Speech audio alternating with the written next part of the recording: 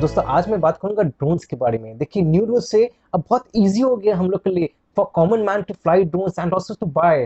तो इस बारे में डिटेल में बताऊंगा कि एक्चुअली किस तरह से अपने को क्या खरीदना चाहिए, क्या नहीं खरीदना चाहिए, कैसे उड़ाना चाहिए और क्या रूल्स एक्चुअली सिंप्लीफाई हुए हैं। इस बारे में पूरी डिटेल में मैं आपको बताऊंगा। देखिए पहले क्या होता था, पहले अपने पास वो स्टिल कैमरा था जिसमें रील निकलता था मुझे इतना टाइम लगता था उसको फिर डेवलप कराओ फिर आता, और पैसे भी काफ़ी लगते थे। उसके बाद डिजी कैम आया और अब आ गया आपका मोबाइल। मोबाइल में अपना वीडियो भी ले लो, स्टिल ले लो। अब जो next step of evolution of photography है दैट इज ड्रोन्स। अब आप देखिएगा lot of us will be buying drones from now on. एक बार ये जो इम्प्लीमेंट पूरा ढंग से हो जाए, एक बार everything is very clear, drone सस्ते भी हो जाएंगे और अपने लिए उड़ाना भी आसान हो जाएगा। We don't have to go through those lot of procedures and regulations. It has become very simplified and much easier for us. But we need to understand what we are going to buy, which will make it easier for us, and what we need not buy, and where should we fly, where we shouldn't fly.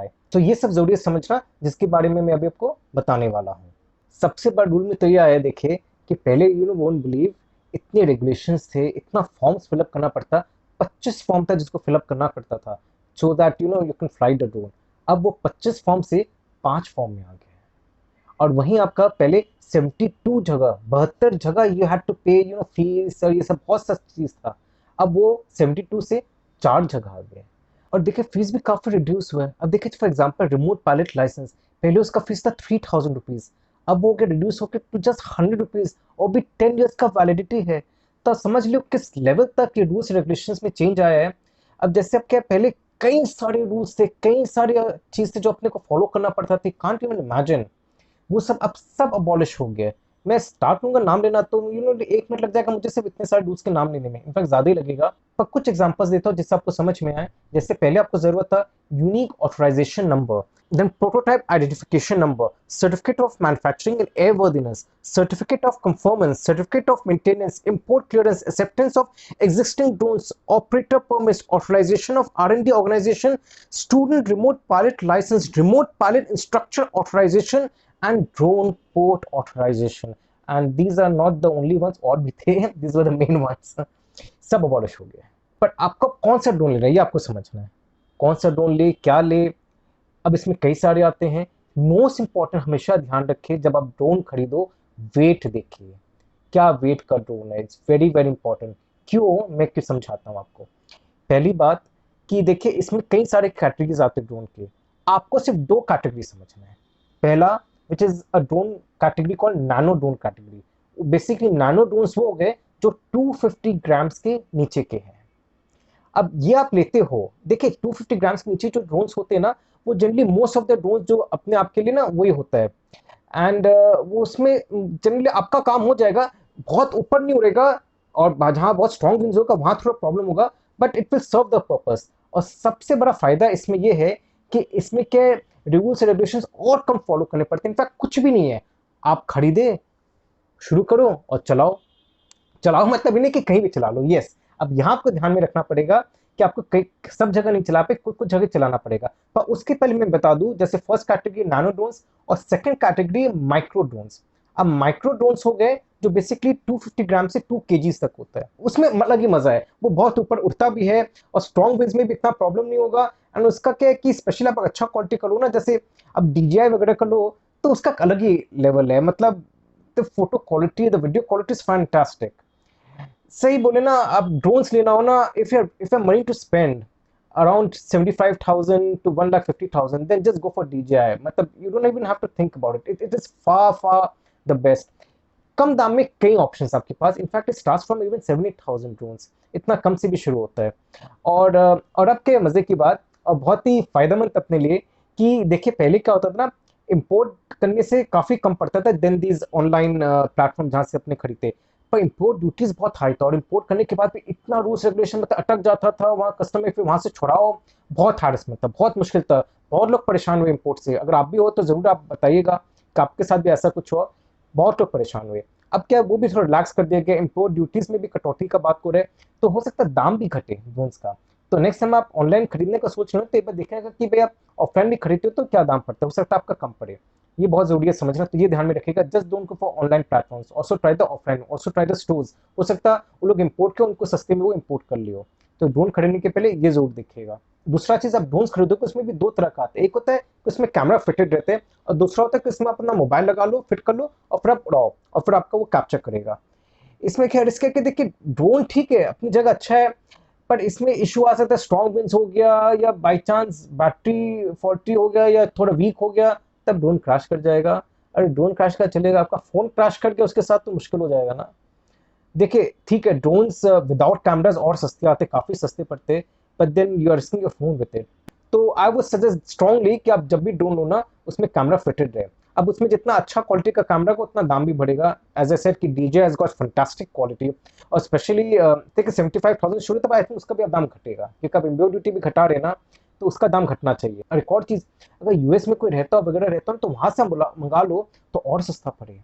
मेरा friend US बहुत regular जाते रहता है, उसने वहां से drone लाया था, ऑलमोस्ट मुझे ध्यान है करीबन 10-15 हज़ार रुपए का फर्क था। अगर 15,000 रुपीज का भी फर्क होता है, that's a lot of money यार। सो मतलब पॉसिबल, अगर कोई बाहर रहता है आपको यूएस में, तो वहां से मंगा लो, आपको बहुत सस्ता पड़ेगा। बट नाउ इतना फर्क नहीं रहना चाहिए, because as a said custom duties घटा रही है गवर्नमेंट। दूसरा, अब लोकली भी ड्रोन मैन्युफैक्चरिंग का बात चल रहा है, अगर लोकली ड्रोन मैन्युफैक्चर होता है, तब तो मजा ही मजा, तब तो बहुत सस्ता हो जाएगा ड्रोन्स। अब बात ये आती है कि आपको कहाँ उड़ाना है, which is very very perfect, बहुत इंपॉर्टेंट है।